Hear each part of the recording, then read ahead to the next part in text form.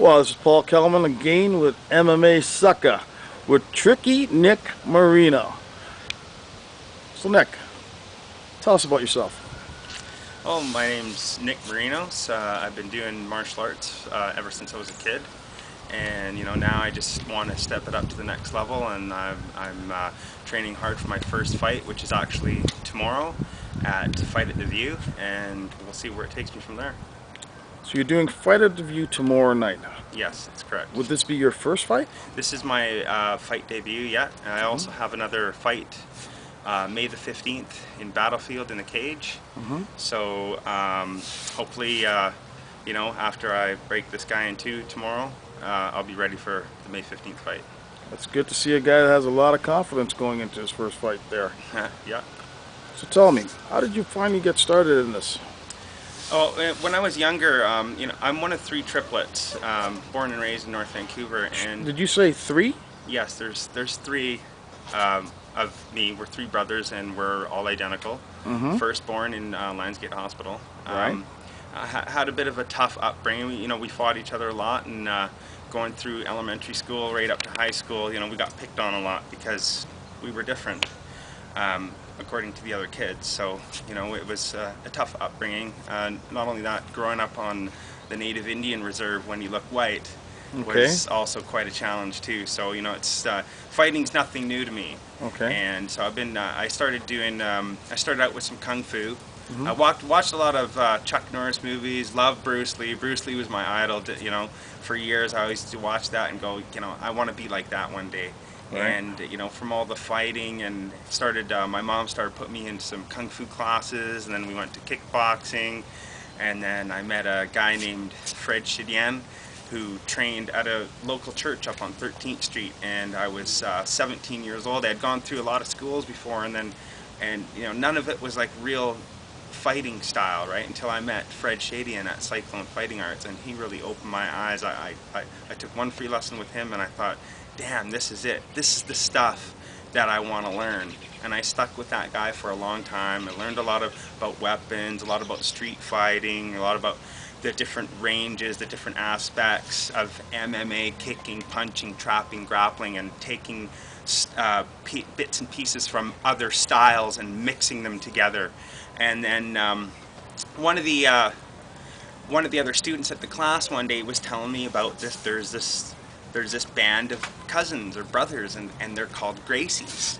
And no matter what you do, they grab you, they take you down, and they choke you out. And this is just before UFC came here.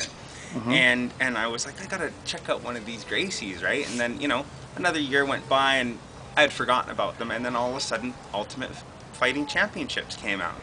and I remember the Alex Gracie coming to the ring with his gi on, and I had remembered the story that my friend told me from my martial arts class, and I went, hey, that's the guy that my buddy was talking about. And I watched it, and the guy swept through every opponent. And then I learned about Gracie Jiu-Jitsu, and I thought, I gotta learn that stuff. Nowhere around here did anybody teach that stuff. So the only way that I could learn it at the time was to order videos on Gracie Jiu-Jitsu and watch them over and over again. And Was that beneficial to you? oh, definitely. Yeah, I practiced a lot of hours with my friends, just studying the tapes and everything, until finally they started teaching it around here. And then I dropped out of the martial arts for a bit, going through school and having to work and everything. And now that I'm older, I thought, I have all this knowledge, and I don't want to take it to the grave with me and waste it. And a lot of people were saying, Nick, you should open up a school. Nick, you should teach martial arts. Nick, you should get in the ring. Mm-hmm. And you know what? I'm doing it. So here I am today. Let's see where it takes me. Now, you mentioned earlier about your background and living here on the reserve. Yes. How has that affected you in getting into MMA? Well, it's affected me a lot because, for one, it's definitely toughened me up. Growing up on the res, it's a beautiful place to live. I love it. This is my home. I call it home. Mm-hmm. And it just it's definitely toughened me up. I've had to fight a lot of times when I was younger. Fight a lot of the natives. A lot of the natives are they're pretty tough down here. There's a lot of these people come from a warrior background. Mm-hmm. So it's definitely made me a lot tougher. Being white, hey, you're the white kid, and sort of like You know, it was just, it was good. It was good for me. Okay. So therefore, it's made your skin thicker to deal with racism Definitely. or placism, or whichever one you Definitely. want to A talk lot of about. that doesn't happen anymore. It's not Okay. the same as when I was growing up, when I was younger. It was a lot different. But, you know, now it's, you know, times are different. And, you know, people aren't really racist anymore. And, you know, it's great. It's, you know, a good family environment. But just when, you know, a while back when I was younger, it was like that, definitely, hands down. And I love all my Native brothers, all my Native cousins and everything. And, you know, they've taught me a lot, and I thank them a lot. And I've been blessed to grow up down here. Good to know. So we just heard a little guy barking in the background. Who's that? That's my dog Dottie. We've got 2 Jack Russells running around here, Dottie and Shiner.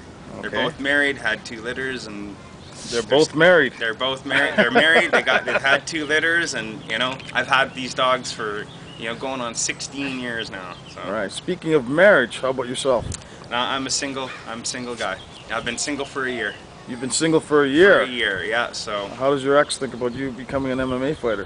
I don't think she really knows, and Right. you know, she's gone off in her own life, and you know, I'm doing my own thing, and like I said, we'll see where it takes me. It's something that I don't really think about right now. I don't go out. I don't go to parties. I don't Right. drink. I don't. You know, I'm just training right now. Right now, I'm just focusing on me. Well, I watched you train the other day. It looked like it was pretty intense. Yeah. All right. So how often do you train? Personally, myself, I train between 5 and 6 days a week, twice a day. Sometimes I even have to have my manager tell me to stop training. I have to force myself to stop training, because even though I work my body to the bone, like my spirit just wants to go. I just don't want to stop. You know, like I'm like a machine. I'm like a robot. I just want to keep training. So. Excellent. But I got to be smart about it. So Yes, you do, the I last guess. 3-4 days, I've tapered it off. I haven't really trained too hard because I got my fight tomorrow. So I'm just letting my body tighten up, and I'm doing my cutting. So I've got the weigh-ins tonight, and I'm ready for tomorrow. Excellent. So, where do you see yourself a year from now, Nick? And a year from now, I definitely see myself as a pro MMA fighter.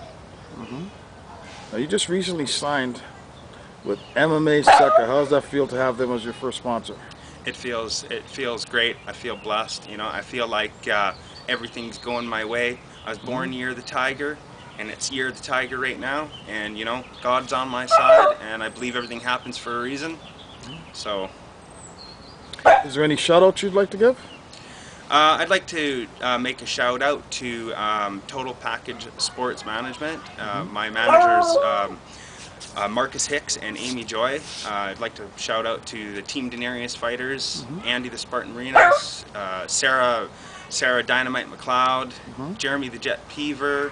I'd like to also make a shout out to Jeff Mazzaros at North Vancouver Brazilian Jiu-Jitsu Club, best Brazilian Jiu-Jitsu club around. Martial arts wizard and one of my best friends, my human performance coach, Mr. Fred Shidian. My strength and conditioning coach and one of my best friends, Danny Nendick. And I'd like to make another special shout out to MMA Sucker, my first sponsor. Thanks, guys. All right. Thank you very much for this interview, and good luck with your fight tomorrow. Thank you.